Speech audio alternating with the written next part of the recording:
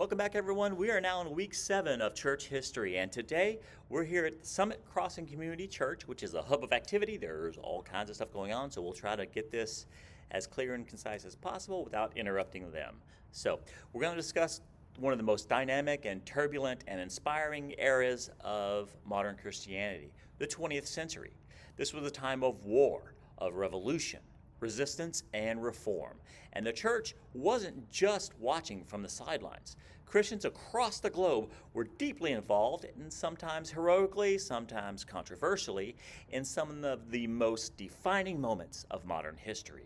This week, we'll see the church confront totalitarianism, wrestle with a global identity, and take a stand for civil rights, as well as redefine its mission for the new era.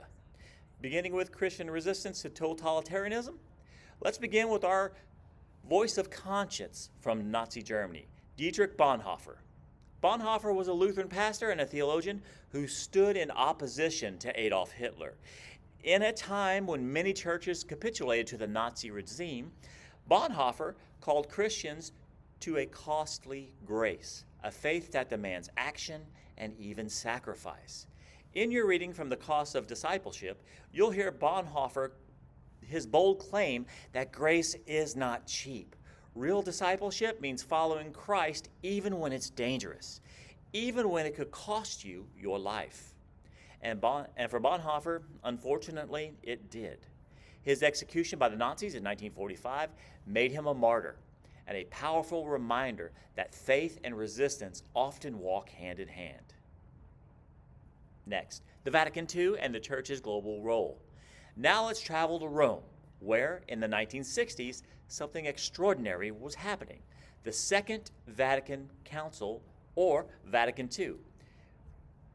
This historic gathering of Catholic bishops and leaders from around the world had a goal to renew the Church for a modern age. One of the most groundbreaking documents from the council was Gaudium et Spes, or Latin for joy and hope. This wasn't just a theological treatise, it was a call for the church to be engaged in the modern world, to address issues of poverty, injustice, war, economics, and even technology. The church, it declared, must walk in solidarity along with humanity, not above it. Whether you're Catholic or not, Vatican II reshaped global Christianity. It reimagined worship, opened new doors for lay people, and emphasized dialogue over dogma. Civil rights and Christian nonviolence. Here in the United States in the mid-20th century, we saw another Christian revolution, this one in the streets of Montgomery, Birmingham, and Washington, D.C. At the heart of the American civil rights movement stood Dr. Martin Luther King Jr., a Baptist minister whose vision for justice was deeply rooted in the teachings of Jesus. In your reading from the letter from Birmingham jail, you'll hear Dr. King explain the theology of nonviolence, a belief that love, not hate, is the most powerful weapon in the struggle for justice. Dr. King wasn't just a political figure, he was a Christian prophet, calling the church to rise up, not in silence, but in solidarity with the opposed. He challenged churches across the country. He asked, will you stand with the powerful or with the persecuted? Moving on, war, justice, and global ethics. Let's now shift to the global arena, where the church faced immense moral questions during the World Wars, the Cold War, and beyond. The question was, and still is, can war ever be just? This week, you'll watch a short video titled Just War and the Catholic Central. It introduces you to an ancient but still relevant just war theory, which elevates when, if ever, it is morally permissible for Christians to engage in armed conflict. The theory asks difficult but necessary questions.